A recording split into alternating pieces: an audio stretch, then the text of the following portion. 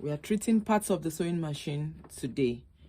Most machines basically work the same way, although we have different kinds of machine. Brother, singer, and people ask me which one is better. Everyone is good. Just know the parts and how to maintain your machine. Let's get right into it. The first place you put your thread when sewing is the spool pin. The spool pin. And then most of the time it comes pressed down, so you can just bring it up and insert your thread. From the spool pin, your thread goes to the thread guides. You have 2 to 3 thread guides which keep the threads in position on a sewing machine. After that, you have your tension disc. Your tension disc controls the looseness or tightness of your stitches. Stitches should not be too loose or too tight. If it's too loose, it will be giving puckered seam, bunching up underneath. And if it's too tight, it will be cutting off every now and then. And then you have your presser foot lifter. I don't know if you see that. Presser foot lifter. It lifts up the presser foot. This right here, it looks like a foot. This at the mouth of the machine, it looks like a foot. It keeps the fabric in place while you are sewing. Try to put this down gently as much as possible. You have your needle bar. That's what holds your needle in place when you are sewing. And when you are inserting a new needle, try to insert the needle all the way up. And then you have your needle clamp. This is a screw here. Once the needle is due for a change, you loosen out the screw, remove the needle and put it back in the right way.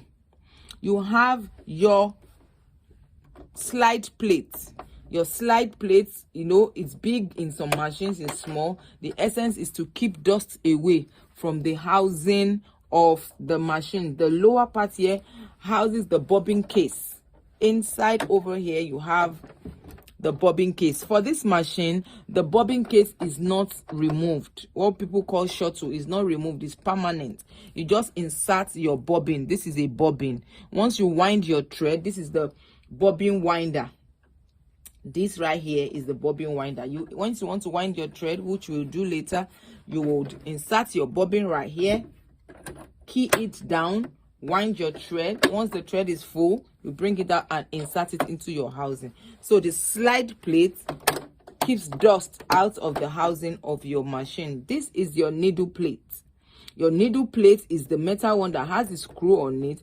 It covers up the machine, you know, the equipment area of the sewing machine. I've talked about the bobbin winder to help you wind your bobbin. This is the balance wheel.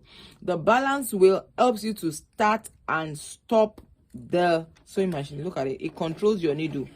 You want to start up, it controls your needle. Then you have your stitch regulator. In some machines, it has stitch regulator separately from the stitch selector, but this combines both together. It combines both together. If you look closely, you have the length, different length of stitches, and the type of stitches.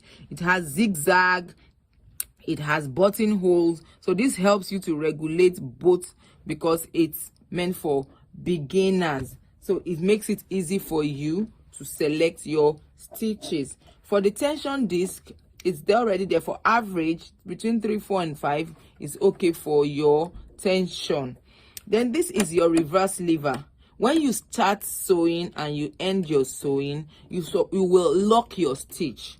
What do I mean by lock your stitch? You start sewing, you go straight, and then you have to reverse. You press this down to reverse and then continue your sewing. That means you have locked so that your stitches don't loosen out.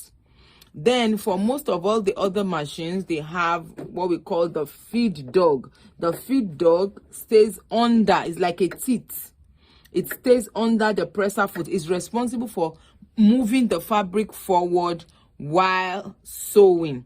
So God bless you. I hope to see you in the next class. Try to practice knowing the parts of your sewing machine. See you next time. Bye from here.